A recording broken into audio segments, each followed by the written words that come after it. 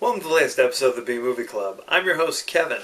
This week we'll be discussing the 1985 action martial arts classic, American Ninja, starring Michael Dudikoff, Steve James, a few other people that I've never heard of.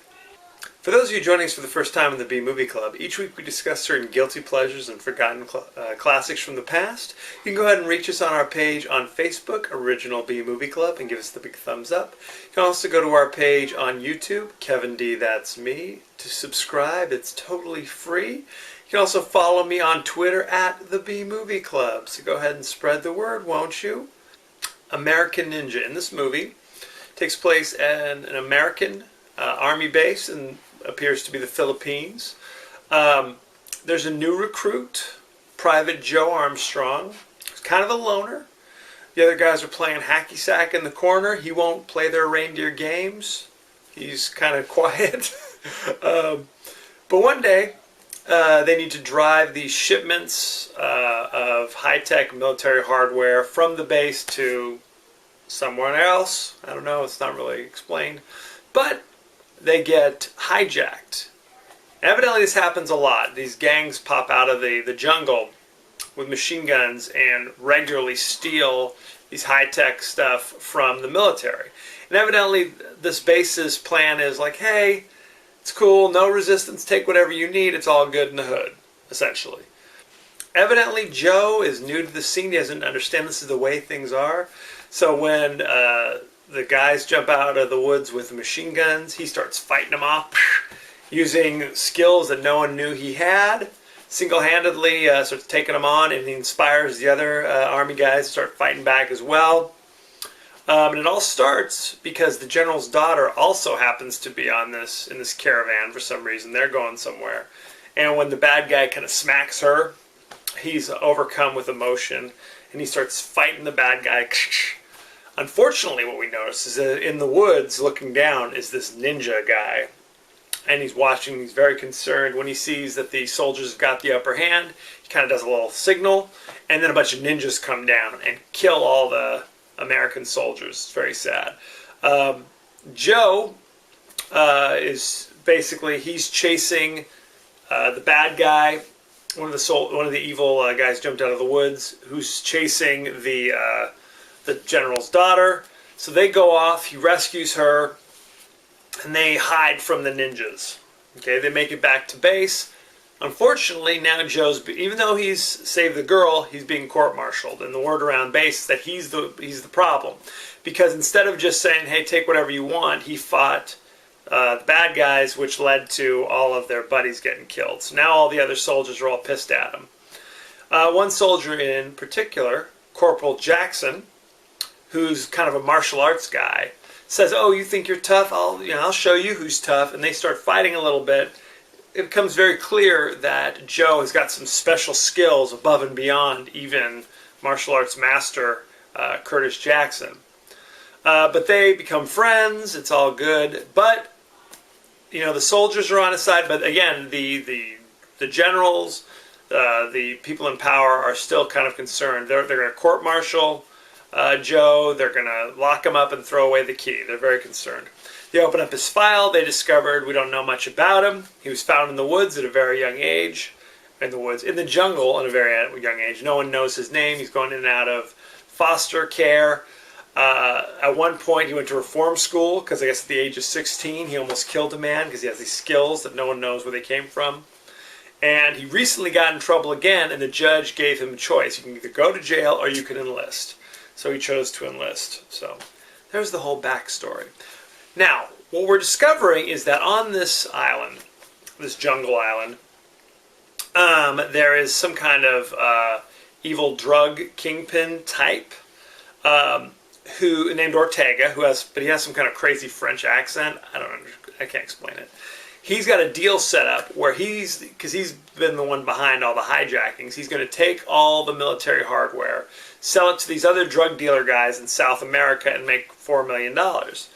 And to help him in this plan, he has a small army. Okay, those are the guys who jump out of the woods with the machine guns. But he also has an army of ninjas, trained by the evil Black Star Ninja, who's turned his back on all the teachings, the true teachings of ninja, of the ninjutsu, and has turned evil, kind of the dark side of the force. Okay, so he's got this training ground of all these ninjas, which is very important, evidently.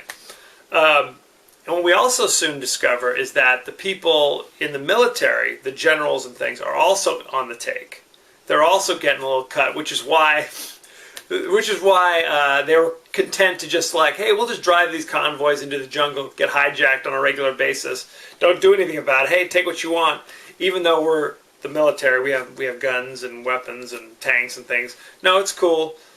Keep robbing us blind. We're all cool. So I don't want to spoil everything. I don't want to give everything away. There's a secret behind Joe. How come he is, in fact, an American ninja? Where did his skills come from? There's a secret. There's a mystery. I don't want to spoil it all. In the late 70s, basically the whole martial arts kind of phenomenon was starting to die down. Bruce Lee was no longer around. Chuck Norris was just getting started. And some movie producers were like, okay, instead of just kung fu movies, how about we go in a different direction, a slightly different direction? How about ninja movies? Okay? So they said, okay, sounds like an interesting idea. They promptly pumped out 3 movies. Enter the Ninja, which it takes its title from an obvious ripoff of Enter the Dragon. Then Revenge of the Ninja, which was the sequel that had nothing to do with the original. And then Ninja 3, The Domination, which had an aerobics instructor being possessed by an evil ninja. Okay, this is serious. Ninja 3 Domination didn't do that well, sadly, but the makers of these movies still felt, hey, you know what, there's a market for this. So what they decided to do was, instead of the traditional ninja things, they were going to make an American ninja. But they had to find the right actor. They interviewed and auditioned a lot of different actors. What they were looking for is a guy who was kind of James Dean look-alike, right? Who didn't say much and had a chip on his shoulder. So they hired this guy, Michael Dudikoff, who's a former model. And up to this point, his biggest role had been in the Tom Hanks movie Bachelor Party as one of his buddies. So they liked his look. They liked the way he performed. So they cast him. Here's a problem. No martial arts training whatsoever. Okay, so this is a problem. So they kind of trained him up. Sadly, this kind of had some friction between Michael Dudikoff, who became cast as Private Joe Armstrong, the American ninja, who knew no martial arts training, and Corporal Curtis Jackson, his sidekick, associate partner, who was trained in martial arts. I guess Dudikoff was very sensitive about that fact, so there's a lot of tension between them. In the final scenes where Dudikoff is doing all his ninja stuff, Corporal Curtis Jackson is also doing his stuff at the other end of the compound, and they actually didn't film them near each other because they didn't want there to be any more problems. It wasn't until the middle of the sequel, American Ninja 2, The Confrontation, that they kind of buried the hatchet and everything was good. Interestingly enough, they had brought back the same cast, and Michael Dudikoff actually eventually went on to learn Brazilian Jiu-Jitsu much later in life. Because I guess if you're in all these martial arts movies, eventually people are like, hey, you know martial arts? He felt compelled to actually learn some. So there you go. But it's funny, so you got Michael Dudikoff, who's in this, did basically a few American Ninja movies. He was also, like I said, in Bachelor Party. Steve James, who played Corporal Curtis Jackson, you might remember him. He played Kung Fu Joe and I'm Gonna Get You Sucker, and a few other things. The general's daughter, Patricia, was played by an actress named Judy Aronson. who for like a 3-year period was in a bunch of movies that you may have seen. She was in this. She was in Friday the 13th Part 4, the final chapter, wink wink. She was also in Weird Science as one of the girls that I think Wyatt and Gary fall in love with over the course of the movies. And then that was about it. So there's a sweet spot for that actress as well. Michael Dudikoff later said that he contracted malaria while he was filming this movie, because again, it was in the jungle. So in the final scenes where he's doing his ninja stuff, he was sweating profusely. He was like saying, this is evidence that I was dropping dead out there. The director of this movie is a man named Sam Furstenberg, who has gone on record to say that his finest movies that he's ever directed are American Ninja and the immortal classic Breakin' 2 Electric Boogaloo, because they express kind of youthful exuberance. I can't explain it. So it kind of kicked off the ninja thing going on there. This movie, like along with the other 3 movies that had come out prior to this one. And it's just funny, at that point it was like, I'm a criminal mastermind, I'm a drug dealer, I'm whatever, an arms smuggler, whatever it is. But I also have an army of ninjas behind me. Can't be that easy to get an army of ninjas together. You'd think. I don't know. I can't explain it. What else can I tell you about this movie?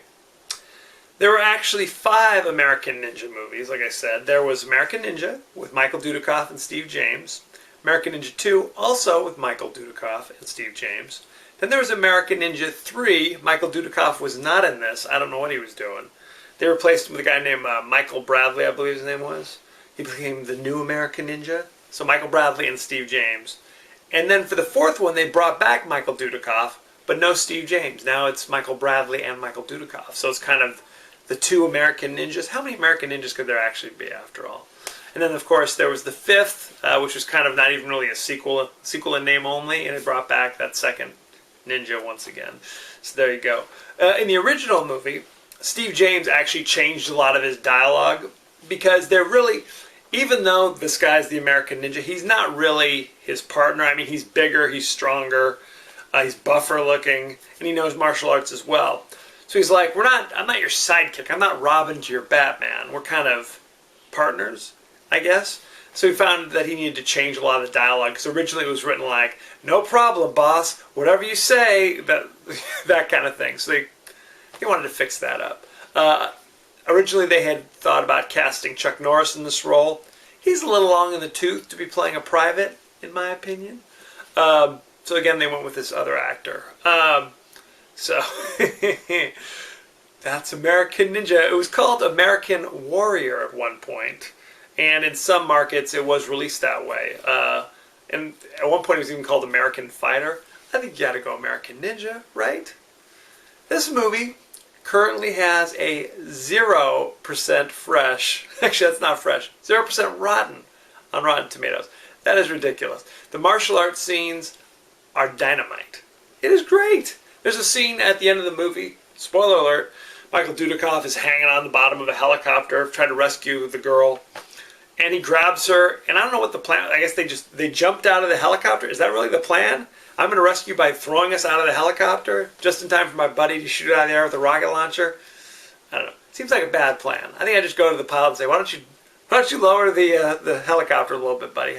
Help a brother out so I don't have to drop 100 feet out of the air. So, just my opinion. I enjoyed it. It's obviously not Shakespeare. If you're into martial arts fun, this is for you. Again, Michael Dudikoff is cast because he does kind of look like James Dean. He doesn't say a whole heck of a lot through half the movie because he's kind of I'm the brooding, silent type with the mystery. So, check it out.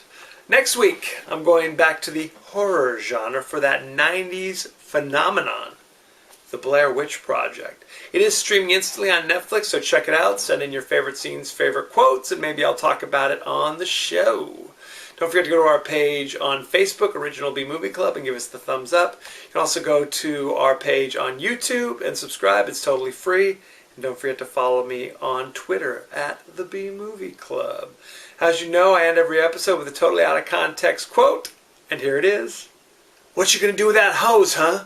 You gonna play with yourself? So there it is. That's American Ninja. Thank you for joining us. Next week, The Blair Witch Project, streaming instantly on Netflix. Be well.